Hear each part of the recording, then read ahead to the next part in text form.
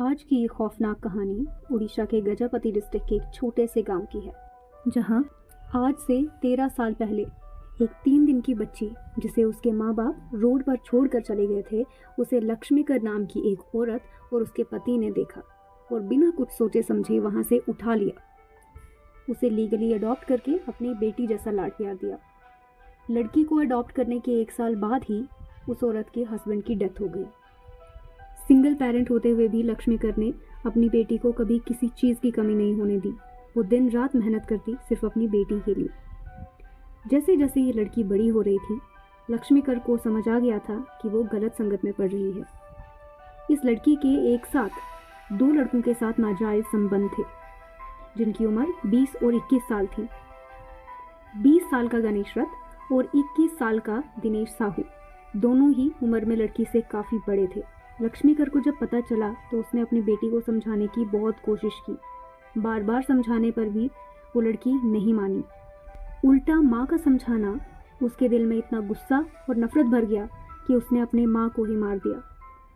29 अप्रैल की रात 8th class में पढ़ने वाली एक सीधी सी दिखने वाली लड़की ने अपने दोनों बॉयफ्रेंड्स के साथ मिलकर अपनी 54 साल की अडॉप्टिव माँ राज लक्ष्मीकर को मौत के घाट उतार दिया।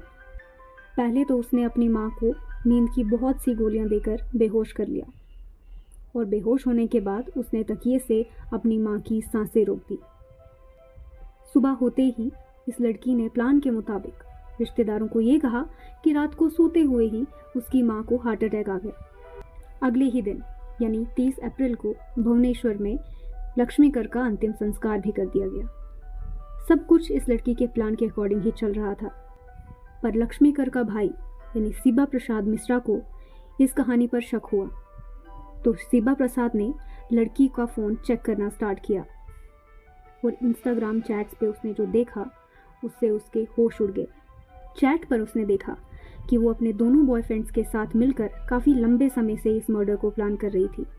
वो अपनी माँ को रास्ते से हटाकर उसकी प्रॉपर्टी को हथियाना चाहती थी, पर वो कहते हैं ना कि बुरे का अंत बुरा ही होता है। नाबालिग होने के कारण उस लड़की को जुवेनाइल जस्टिस बोर्ड भेज दिया गया और उसके दोनों बॉयफ्रेंड्स को पुलिस द्वारा गिरफ्तार कर लिया गया। विश्वासघात की ऐसी दर्दनाक कहानी सुनकर तो ऐसा लगता है कि इस दुनिया में किसी पर भी भरोसा नहीं किया जा सकता।